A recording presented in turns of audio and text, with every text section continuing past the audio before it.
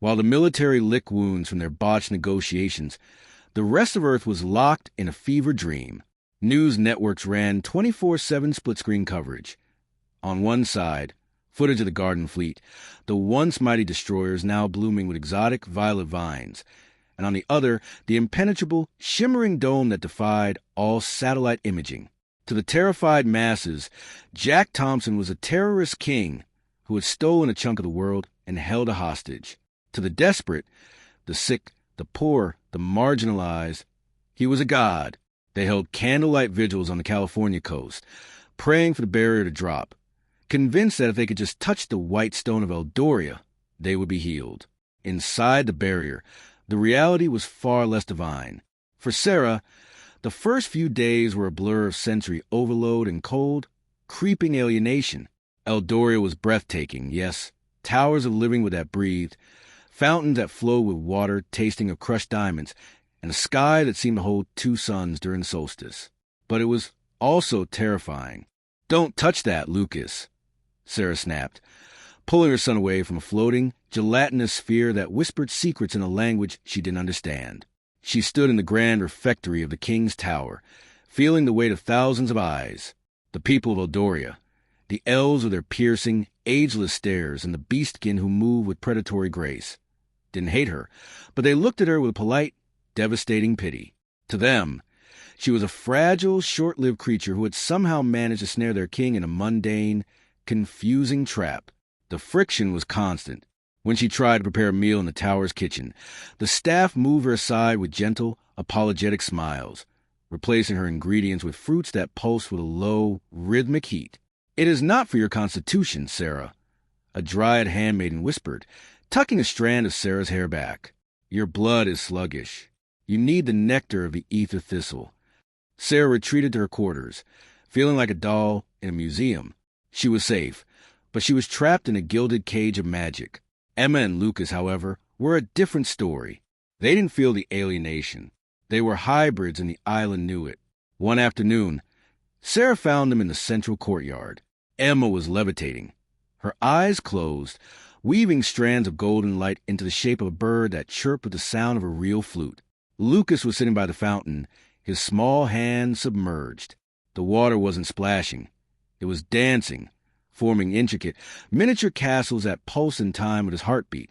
Lyriel watched them from the archway, her presence as silent and sharp as a blade. She drifted toward Sarah, her movements noiseless. "They are strong," Lyriel said, not looking at Sarah. "The magic recognizes them. It flows through them as if they were born in the heart of the spire." Sarah felt a surge of defensive anger. "They're children, Lyriel. They shouldn't be strong. They should be playing with Lego, not whatever this is." "They are the children of the king," Lyriel corrected, her tone devoid of malice, yet bruising in its certainty. "They are the future of Eldoria. You worry because you see them as human. You must learn, Sarah, that they have outgrown your world before they have even learned to walk in it." Sarah looked at her children, glowing, hovering, turning the elements of their will, and felt a cold shiver. She realized then that she hadn't just lost Jack to another woman.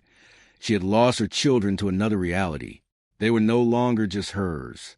They belonged to the magic, and to the king who had brought them here to be his legacy. Outside, beyond the shimmering dome, the world's panic grew. Government envoys were no longer asking for exchange programs. They were whispering about containment and strategic necessity. But inside the tower, Sarah merely hugged her arms tight, watching her children weave light, wondering if there was any place left in the universe where they could just be normal.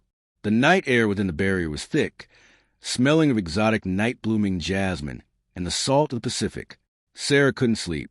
The tower felt like a tomb, and the weight of Lyriel's ownership of this life was suffocating.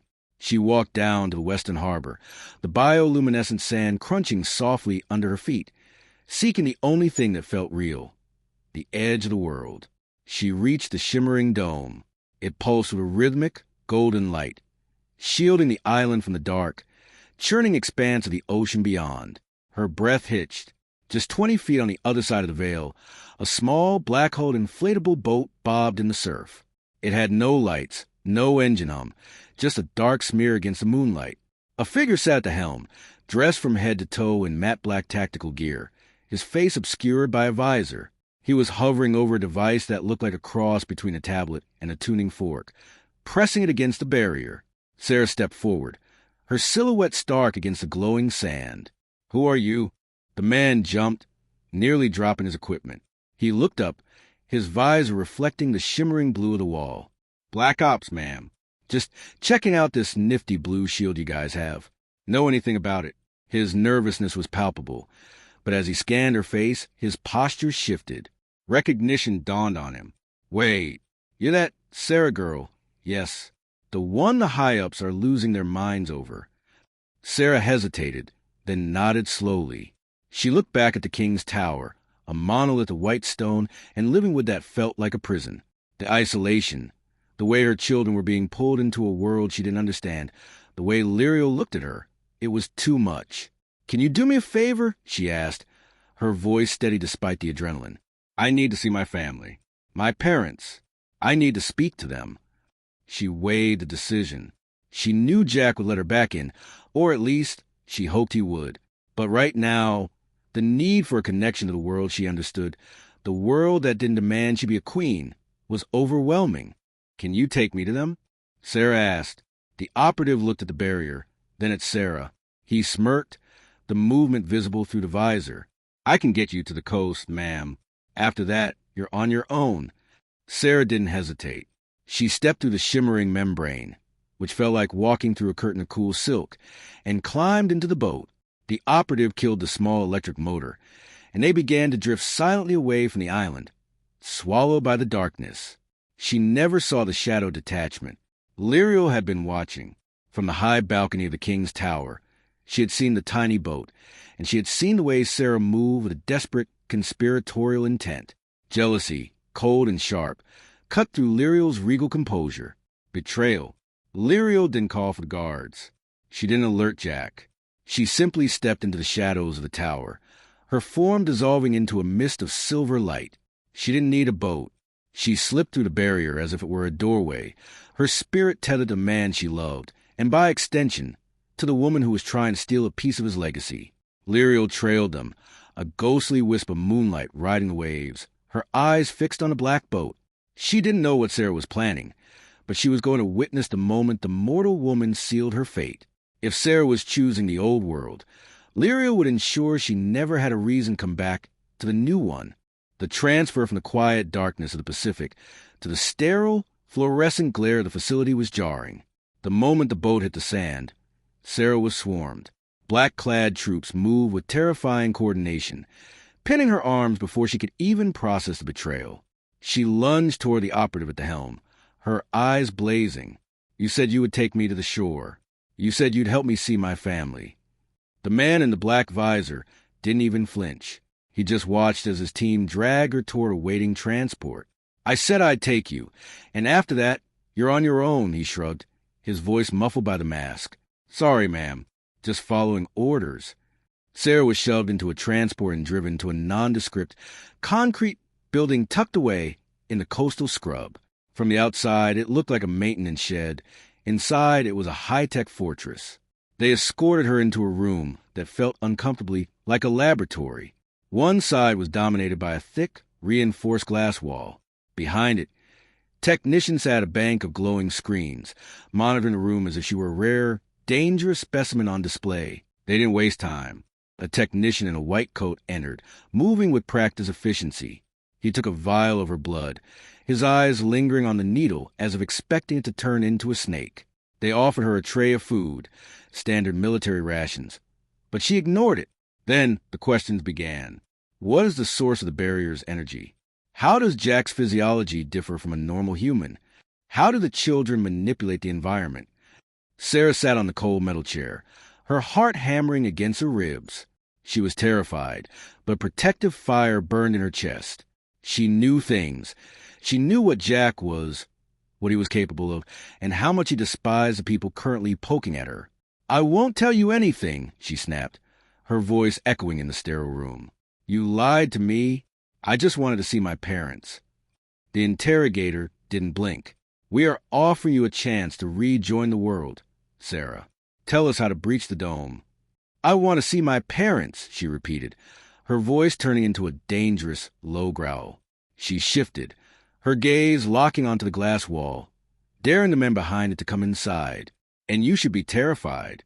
Wait until Jack finds out I'm here. You should let me go before he does. He won't just turn your guns into flowers next time. He'll burn this place to the ground, and I'll be cheering him on. High above the room, clinging to the ceiling in a patch of artificial shadow, Lyriel watched. She was a wisp of silver mist, invisible to the sensors and the guards. She had expected fear. She had expected to see Sarah crumble, to see the human woman beg for her life or spill the secrets of Eldoria to save her own skin. Instead, she saw defiance. Lyriel's lip curled, not in anger, but in a strange, unexpected flicker of respect. She had come here expecting to watch a traitor be broken, ready to step in and end Sarah if she said one word too many about the king. I misjudged, Lyriel thought, her shimmering form barely rippling. The facility didn't just rattle, it groaned. A jagged, obsidian-like tear manifested in the air of the interrogation room, defying every law of physics the technicians held dear. Before the alarm could even wail, a massive, stone-hewn limb, thick as a redwood trunk and pulsating with ancient runes, smashed through the facility's reinforced exterior wall. The glass partition shattered into 1,000,000 diamonds. Sarah didn't think.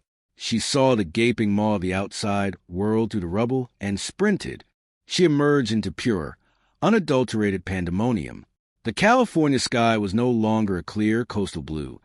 It was a bruised purple, fractured by shimmering anomalies. Soldiers were firing blindly into chaos. Their bullets sparked harmlessly off the hide of a lumbering golem, leaving only superficial chips in its granite exterior. Run, one of the soldiers screamed, his face pale with terror as he sprayed lead at a swarm of goblins skittering to the streets like vermin from a nightmare. Sarah bolted down a nearby alley, her lungs burning, the sounds of modern warfare melding with the screeching of creatures that had no place in this reality. Every shadow seemed to harbor a threat. She rounded a corner and skidded to a halt. A goblin, hunched and grotesque, blocked her path. It hissed, its jagged blade glinting with a sickening alchemical light. She froze. This was the end. The terror of the last few days culminated in this singular, paralyzing moment. But the goblin never struck. A blur of silver movement descended from the rooftops. Lyriel landed with predatory grace, her boots driving the creature's head into the asphalt with a sickening crunch. The goblin went limp instantly. Sarah backed against the damp wall, her breath coming in ragged gasps. She looked up at the Eldorian woman, her heart hammering. Is this it? She wondered, the thought thick with dread. Has she come to finish it? Lyriel stood over the fallen creature, her eyes searching the chaotic horizon. She turned to Sarah, her expression unreadable, lacking the usual cold judgment. Where are they? Lyriel demanded. Who? Sarah stammered, her mind reeling from the impossible transition from prisoner to survivor. Your family, Lyriel said, her voice sharp but surprisingly urgent. Where are they? Sarah blinked, confused. They're at the tower. Why? Lyriel didn't let her finish. She held out a hand, a gesture that was at once a demand and an offer of salvation. The rifts are opening everywhere. We go. Sarah looked at the hand, then back at the burning city. The soldiers, the monsters, the betrayal, all fell away. There was only the need to reach her children. She reached out, her fingers trembling as they closed around Lyriel's hand. The world around them blurred into a stream of silver light as Lyriel began the incantation to return them to the sanctuary. The silver mist of Lyriel's magic dissipated, depositing them onto the cool, white stone of the king's tower balcony. The sudden transition from the screeching, burning streets of California to the serene, bioluminescent hum of Eldoria was physically nauseating. Sarah stumbled, catching herself against a pillar. She took a ragged breath. I thought for sure I was going to die out there. She looked at Lyriel, who was already smoothing her robes as if she hadn't just crushed a goblin's skull with her bare heel. Why? Sarah asked, her voice small, echoing in the vast, quiet hall. You followed me. You watched me get captured. You were ready to let them kill me, weren't you? Lyriel stopped, her back to Sarah. She didn't turn around immediately. Her silence was heavy, filled with the weight of someone who had ruled a nation through centuries of blood and rebirth. "I came to excise a rot," Lyriel said, her voice devoid of its earlier edge. "I thought you were a liability, a weak link that would threaten the king's legacy. I intended to watch you break. Sarah, I wanted to see if the mortal woman would sell her husband's kingdom to save her own skin." Sarah felt a chill that had nothing to do with the night air. "When I asked you where your family was," Lyriel continued, finally turning. Her eyes, usually sharp and judging, held a flick of something resembling, if not love, then a grudging, ironclad respect. "Had you given me the location of your parents and not the tower, I would have taken you to your parents and left you there. I would have let the king find you if he wished, but you would have been dead to Eldoria." Sarah stared at her, stunned. The realization hit her. Lyriel hadn't just been following her. She had been weighing her worth on a scale only a queen could understand. Lyriel began to walk away, her movements fluid and purposeful. As she neared the grand archway that led to the inner sanctum of the tower, she paused, her profile illuminated by the soft, golden light of the spire. "I will tell the people that you are queen," Lyriel said, her voice ringing with the finality of a decree, "and you will be treated as one of us." She took 2 more steps, then looked back over her shoulder, her expression softening just enough to make Sarah's breath catch. "Welcome home." Lyriel disappeared around the corner, leaving Sarah standing in the silence of the tower. Sarah looked down at her hands that had been bound, hands that had been shaken, hands that now belonged to a world that was both her cage and her kingdom. She was still terrified, still confused, but for the first time since the island had appeared, the crushing weight of alienation felt slightly lighter. The silence in the king's tower was short-lived. After Lyriel's departure, Sarah didn't linger in the grand hall. The urgency of what she had just endured overrode her exhaustion. She found Jack in a war room, a chamber where the walls acted as a living map of the world, currently showing dozens of bleeding red sores across the Earth's surface. Jack was staring at the projections, his jaw tight. When he saw Sarah, his expression shifted from cold intensity to a profound, hollow grief. "Lyriel brought me back," Sarah said, her voice still trembling from the ordeal. She watched. She tested me, Jack. She was ready to leave me behind." Jack closed his eyes, his hands clenching at his sides until his knuckles turned white. He didn't ask how Lyriel knew Sarah was struggling to this degree when she reported this to him. He knew her too well. He simply looked at Sarah, the weight of the realization pressing into his shoulders. He moved toward her, his movements sudden and desperate. He cupped her face in his hands, his thumbs brushing away the dried tears on her cheeks. "I am furious, Sarah, but not at you. I am furious at myself for making you feel like a prisoner in your own home. And I am furious at them, those men who lied, who poked and prodded you like you were some common lab animal." Sarah leaned into his touch, the warmth of his hands grounding her. "They wanted to know everything. They wanted to know how to break us." "They will never break us," Jack promised, his voice low and vibrating with a dangerous, royal edge. "We will figure this out. You're not a prisoner here. We'll figure out a way to make this life work for you, for the children, for all of us." As he held her, Jack glanced toward the doorway. He hadn't missed the way Lyriel had handled the situation. She hadn't interfered with his command or his family dynamics. She had simply acted as the final arbiter of Eldoria's safety. He felt a profound sense of relief, a silent, unspoken acknowledgement that for now, the 2 women who anchored his fragmented soul had managed to find a fragile, begrudging truce. "The world is falling apart outside," Sarah whispered, looking at the glowing red portals on the map. "They're terrified, Jack. They're being slaughtered, and they're looking to you." Jack turned back to the map, his golden eyes narrowing. The anger he felt toward the military for kidnapping his wife was now being refocused into a cold, strategic resolve. "They wanted a king," Jack said, his voice hardening. "They didn't want a neighbor. They wanted a weapon. If they want to use my guild to close their portals, they will play by my rules, not theirs." He kissed Sarah's forehead, then turned to the window, watching the shimmering barrier pulse against the darkness. The era of isolation was ending, not by choice but by necessity. Eldoria was no longer just a sanctuary. It was the only thing standing between humanity and the abyss.